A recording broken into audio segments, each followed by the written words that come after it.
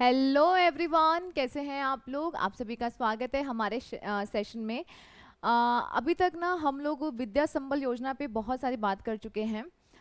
कल मैंने एक ऐसी भी न्यूज़ आपके साथ शेयर करी थी कि बहुत ज़्यादा घपलेबाजी हो रही है और बच्चे बहुत ज़्यादा परेशान भी हो रहे हैं। कुछ बच्चों ने सेटिंग भी कर ली है कि हमें जाना नहीं पड़े और हमारे पास जो पेमेंट है वो आती रहे। बट कुछ कल बहुत सारे ना बच्चों के कमेंट्स आए मेरे पास कि ना हम फॉर्म जमा करवाने जा रहे हैं बट वो हमारे साइन भी नहीं ले रहे हैं। उसके अलावा जब हम फॉर्म देने जा रहे हैं तो हमें ऐसे बोल रहे हैं कि यहाँ पर ना ट्रांसफ़र होके कोई टीचर आ गया है, अब सीट वैकेंट नहीं है। तो इस टाइप की ना बहुत सारी प्रॉब्लम्स देखने को मिल रही हैं। तो एक चीज़ ना आप ये बहुत अच्छे से ध्यान रखिएगा, जैसे कि मैं ना ये आज का थंबनेल आप देख रहे हैं, अगर आप ये गलती कर रहे हैं तो सावधान हो जाएं, वरना बहुत ज़्यादा पछतावा होगा। और ऐसे कौन है जिनका सिलेक्शन नहीं होगा, ये कुछ दो बातें हैं जो मुझे आप लोगों के साथ डिस्कस करनी है। अगर इनमें से कुछ ऐसा है तो प्लीज़ आप अलर्ट हो जाइए, आप अपना टाइम वेस्ट नहीं करें। एक्चुअली क्या है कि ना अभी बहुत सारे बच्चे हैं, अभी आप देख रहे हैं कि आरएस का नोटिफिकेशन भी आ गया है।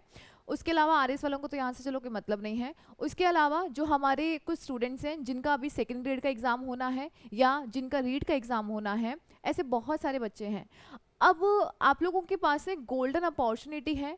अगर आप यहाँ पे विद्या संबल योजना के चक्कर में जा रहे हैं, क्योंकि यहाँ पर ना बहुत सारे फॉर्म्स अप्लाई हो गए हैं, बहुत सारे फॉर्म्स। आप मानकर चलिएगा कितनी सीटें हैं, 93,000 93,000 सीटें हैं, परंतु उनके ऊपर इतने आवेदन आए हैं, दुनिया भर के आवेदन आए हैं।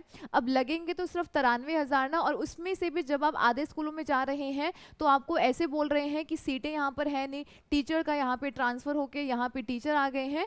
तो यानी कि ना जो वहाँ पे ऑलरेडी जो टीचर वगैरह हैं वो घपलेबाजी करके वो गवर्नमेंट से ऑलरेडी पेमेंट ले रहे हैं।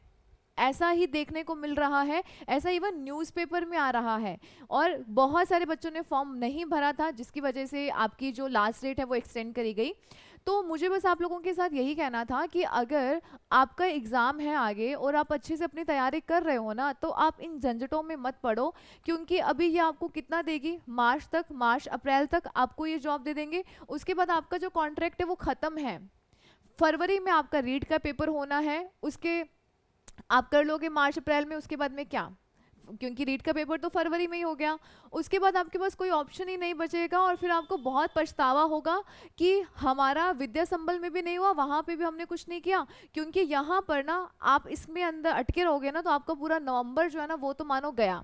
क्योंकि 25 नवंबर तक तो यहाँ पर आपके रिजल्ट आएंगे, कि मतलब 25 तक आप मान लो कि आपकी ज्वाइनिंग भी हो गई, बट पूरा महीना खराब हो गया ना ये वाला। हमारे लिए तो एक एक दिन, एक एक मिनट बहुत कीमती है, हम ऐसे इसको वेस्ट नहीं कर सकते हैं। जो अपनी स्टडी को लेकर सीरियस है ना, वो तो चाहे ये वीडियो भी मत देखो, ठीक है। इससे रिलेटेड, विद्या संबल से रिलेटेड आप कोई चीज़ें मत देखो, कि अगर आपको इस यहाँ पे जाना ही नहीं है, कोई फॉर्म अप्लाई ही नहीं करना है। अब जिनकी मजबूरी है वो थोड़ा यहाँ पे सोच समझ के अपना डिसीजन लीजिएगा, कि अगर आपकी तैयारी बहुत अच्छी है तो आप उधर जाइएगा, अगर आपको लगता है कि ठीक ठाक सा है तो फिर आप इधर देख लीजिएगा। अब मैंने यहाँ पर ये भी बताया है कि कौन है जिनका सिलेक्शन नहीं होगा। अब ना जैसे कि यहाँ पर ये भी है कि कुछ ऐसे व्यक्ति भी हैं जो सेवानिवृत्त हो चुके हैं, वो भी यहाँ पे अप्लाई कर सकते हैं।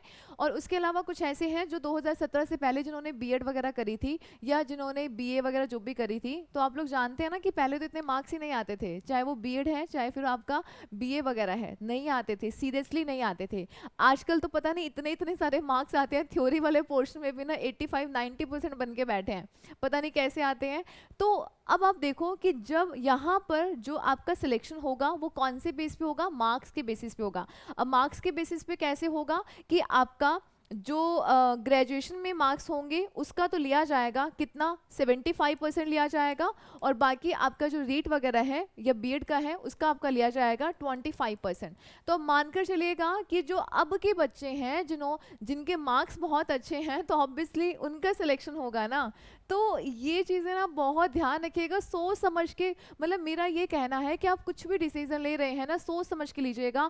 आज भी तारीख 5 है, अगर आप इसके चक्करों में पड़े रहे ना तो फिर फिर आपका टाइम बहुत ज़्यादा वेस्ट होने वाला है, और मैं नहीं चाहती कि आपका टाइम वेस्ट हो, क्योंकि हमारे पास जो अपॉर्चुनिटी है ना वो बार बार नहीं आएगी। आप अगर सोचें कि हमें फिर से वैकेंसीज मिल जाएगी, भूल जाइएगा, क्योंकि अभी सरकार ने निकाल दी है वैकेंसीज, उसके बाद में नहीं, आगे तो फिर इलेक्शंस ही होने हैं, उसी चक्कर में आपका भी बेड़ा पार हो जाएगा। तो थोड़ा सा आप यहाँ पे संभल के चलिएगा, सोच समझ के डिसीजन लीजिएगा। ओके, तो इतना ही कहना था, मिलते हैं नेक्स्ट अनदर सेशन में, टेक केयर।